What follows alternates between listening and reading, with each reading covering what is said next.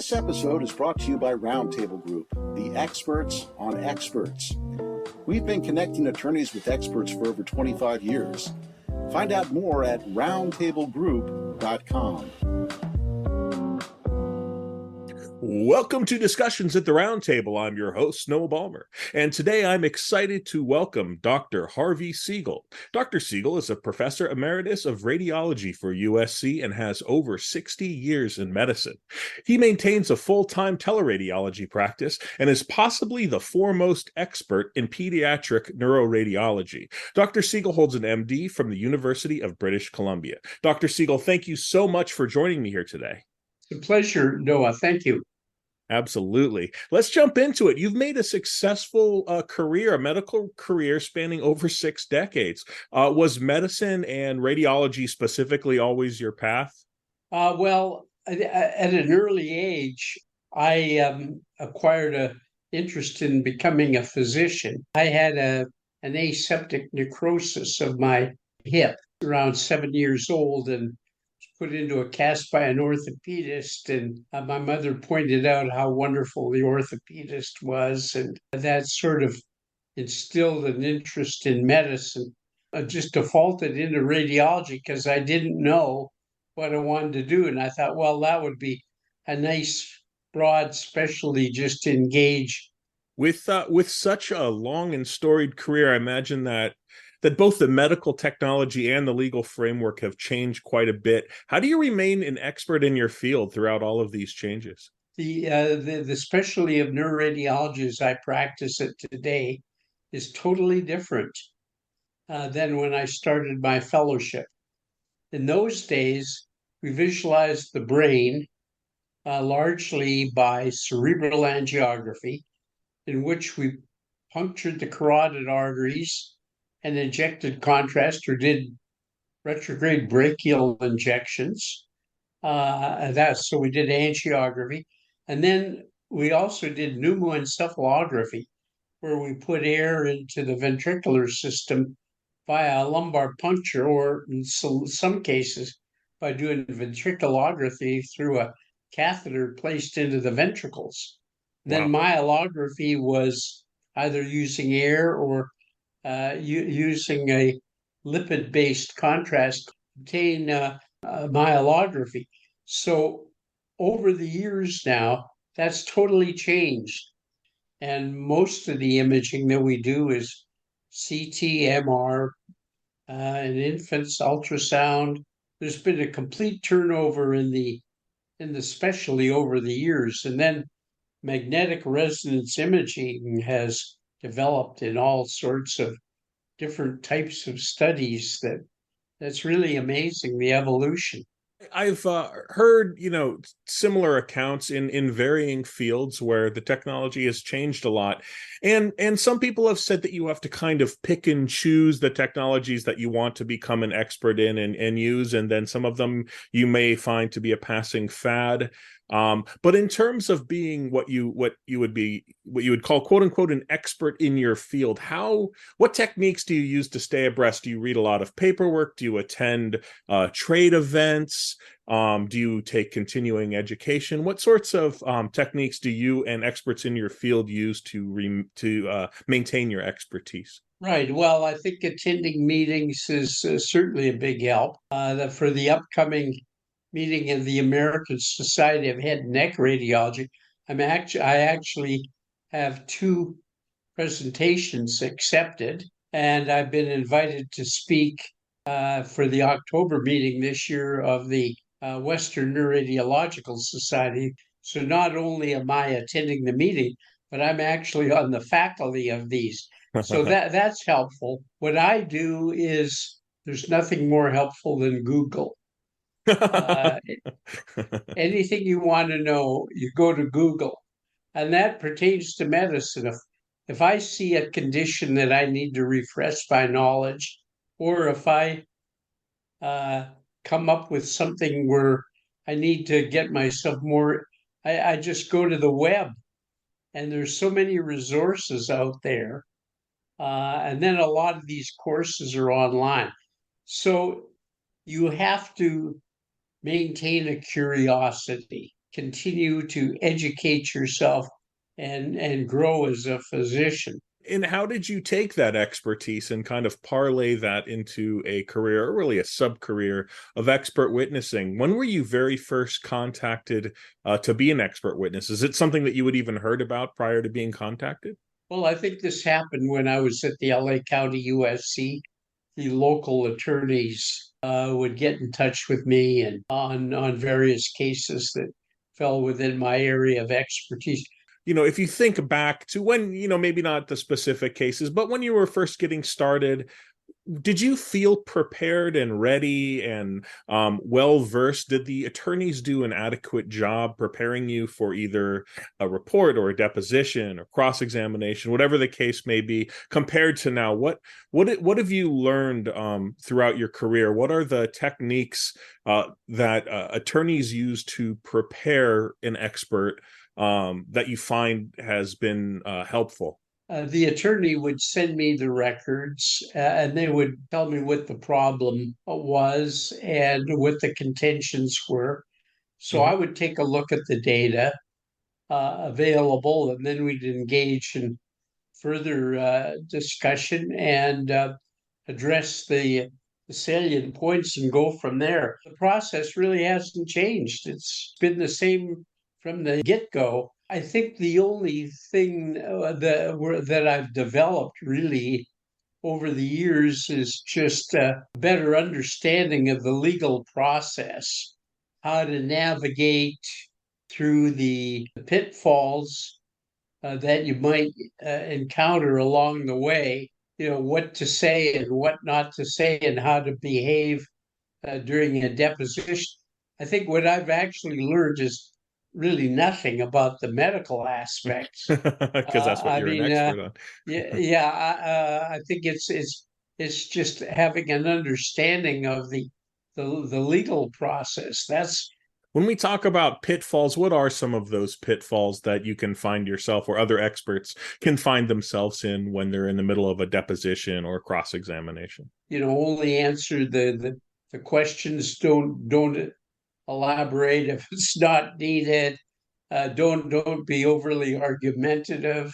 Have you been in a position where the opposing team has tried to impeach your expertise to say that, Dr. Segall isn't really an expert in this area. Look at these kinds of things. Have you been kind of the subject of oppositional research?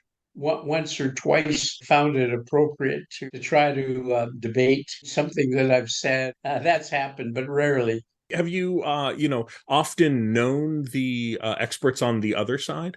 Oh, yes. Like, for example, I frequently used to be on the opposite side on pediatric cases from a physician who's now deceased. It always seemed that on some of these pediatric cases, I was on the defendant's side and he was on the plaintiff's side. I always respected him for the fact that I could never argue with his analysis and his findings and the way he reported. I sort of admired his honesty. I've also encountered others whom I think less well of. On that same topic of ethical considerations, prior to the show, we were talking a little about kind of fly-by-night operations, for lack of a better term, where people are, expert witnesses or alleged expert witnesses are claiming that they can kind of, be an expert that's going to be in your favor regardless of what your position is. And that was really, really fascinating to me. Can you tell us a little bit about that? Yes, well, I've noted that there are several centers where they perform imaging studies that have certain embellishments that are purported to discover abnormalities that cannot be seen by the human eye. So they take this hocus pocus information that's generated by certain softwares and methods that where they claim that they're abnormalities. Then they refer to articles written by psychiatrists who contend that these are valid observations. And there an important component is the imaging evaluation, where there's not a neuroradiologist involved, but rather a psychiatrist. And then they publish this information, which demonstrates how the information is useful and better than what an experienced neuroradiologist can provide, which of course is contradicted by more honest and solid information by real experts who are neuroradiologists, but they invoke these references from the literature that's pure garbage, authored by psychiatrists.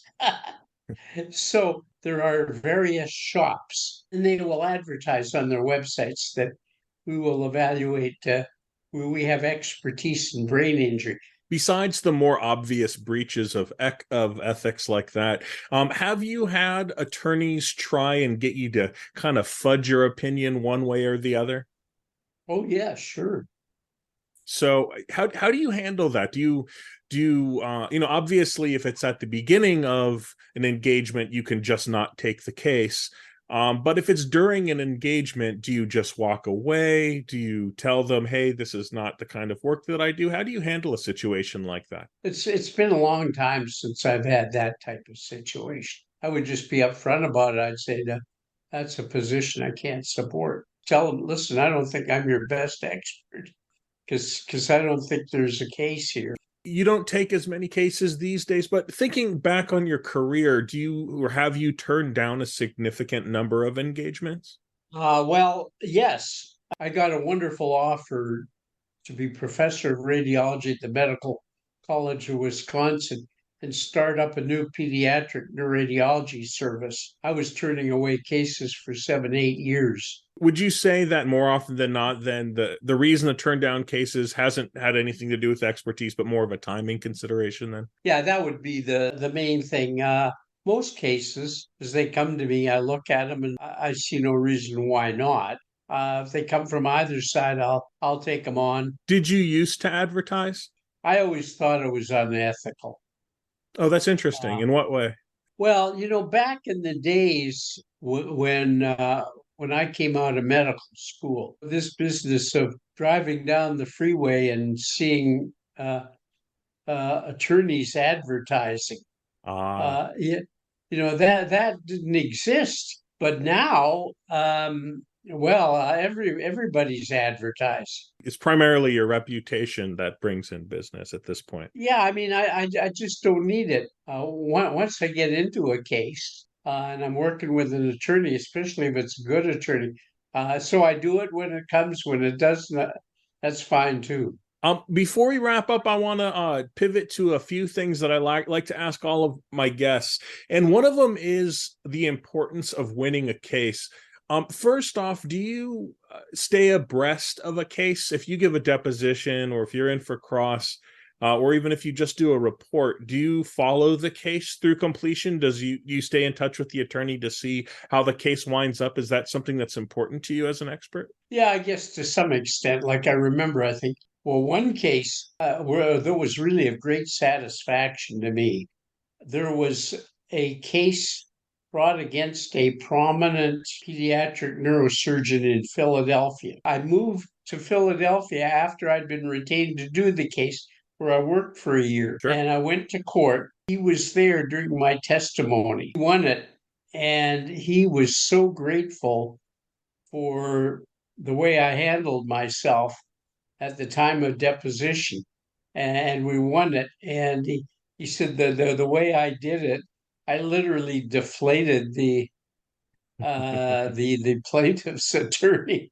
So yes, I mean there are instances I can point out where it was actually joyful to learn and be aware of the outcome. Finally, let's talk about billing. At the very end of the case, do you typically do project-based billing, hourly? Do you take a retainer? What's the best way to get paid? I request a retainer and then I submit a bill. Mhm. That's about it. Do you have any final advice for newer experts or attorneys out there? A lot of newer experts, listen to the show, looking for kind of advice from more experienced people. So if there's any just wisdom that you've picked up that you wish you had known when you had started, or you think that a newer witness or an attorney who's hiring a newer witness might benefit from. My advice would be that, yeah, go ahead and do it. Go ahead and do it.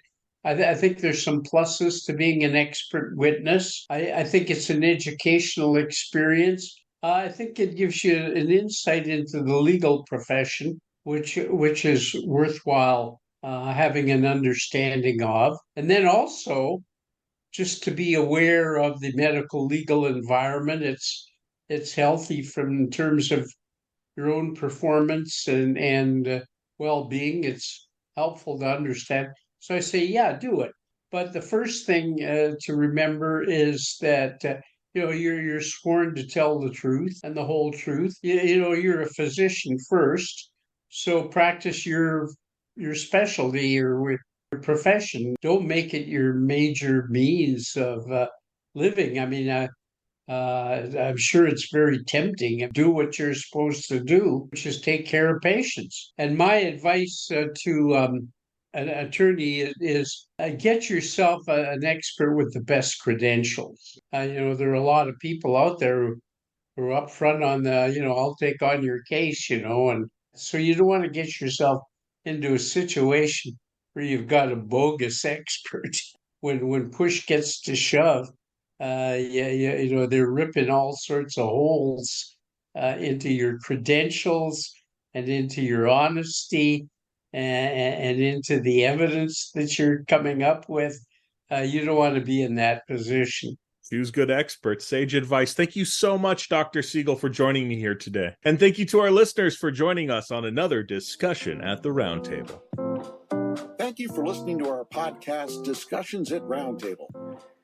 Our show notes are available on our website, roundtablegroup.com. Subscribe today on Apple Podcasts or your favorite listening apps.